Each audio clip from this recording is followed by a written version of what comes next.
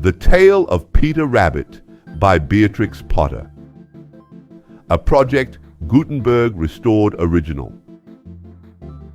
Once upon a time there were 4 little rabbits, and their names were Flopsy, Mopsy, Cottontail, and Peter. They lived with their mother in a sandbank underneath the root of a very big fir tree.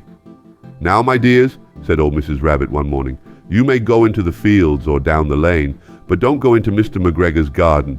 Your father had an accident there. He was put in a pie by Mrs. McGregor. Now run along and don't get into mischief. I am going out." Then old Mrs. Rabbit took a basket and her umbrella and went through the wood to the baker's. She bought a loaf of brown bread and 5 currant buns. Flopsy, Mopsy, and Cottontail, who were good little bunnies, went down the lane to gather blackberries. But Peter, who was very naughty, ran straight away to Mr. McGregor's garden and squeezed under the gate. First, he ate some lettuces and some French beans, and then he ate some radishes. And then, feeling rather sick, he went to look for some parsley. But round the end of a cucumber frame, whom should he meet but Mr. McGregor? Mr. McGregor was on his hands and knees planting out young cabbages, but he jumped up and ran after Peter, waving a rake and calling out, "Stop, thief!" Peter was most dreadfully frightened. He rushed all over the garden, for he had forgotten the way back to the gate. He lost one of his shoes among the cabbages and the other shoe amongst the potatoes. After losing them, he ran on 4 legs and went faster, so that I think he might have got away altogether if he had not unfortunately run into a gooseberry net and got caught by the large buttons on his jacket. It was a blue jacket with brass buttons, quite new. Peter gave himself up for lost and shed big tears. But his sobs were overheard by some friendly sparrows, who flew to him in great excitement and implored him to exert himself. Mr. McGregor came up with a sieve, which he intended to pop upon the top of Peter, but Peter wriggled out just in time, leaving his jacket behind him, and rushed into the tool shed and jumped into a can. It would have been a beautiful thing to hide in if it had not had so much water in it. Mr. McGregor was quite sure that Peter was somewhere in the tool shed, perhaps hidden underneath a flower pot. He began to turn them over carefully, looking under each.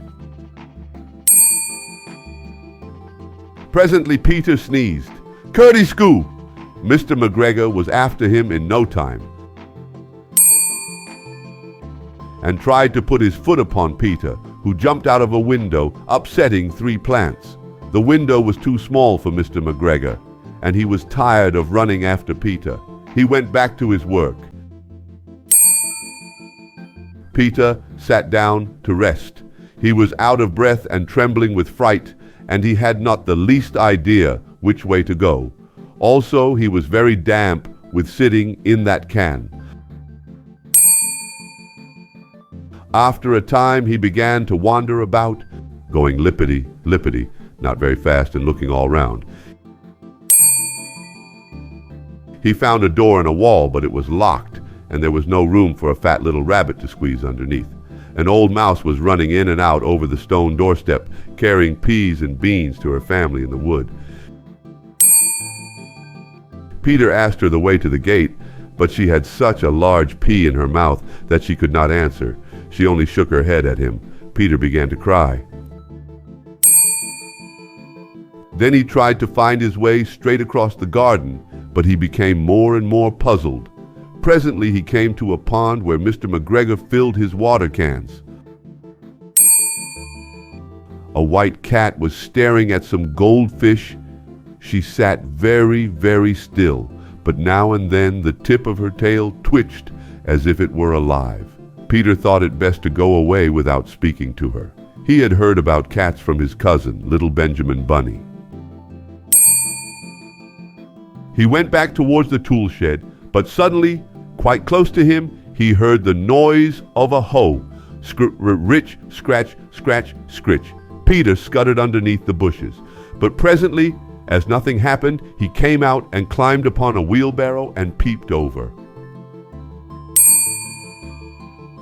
The first thing he saw was Mr. McGregor hoeing onions.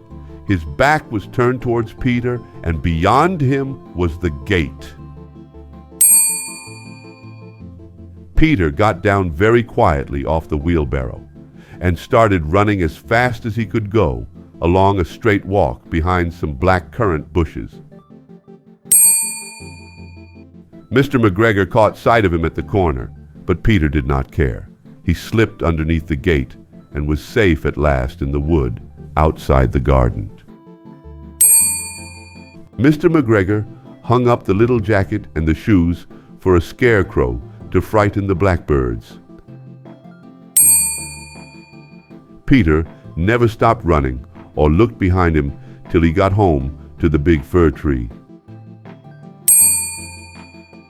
He was so tired that he flopped down upon the nice soft sand on the floor of the rabbit hole and shut his eyes. His mother was busy cooking.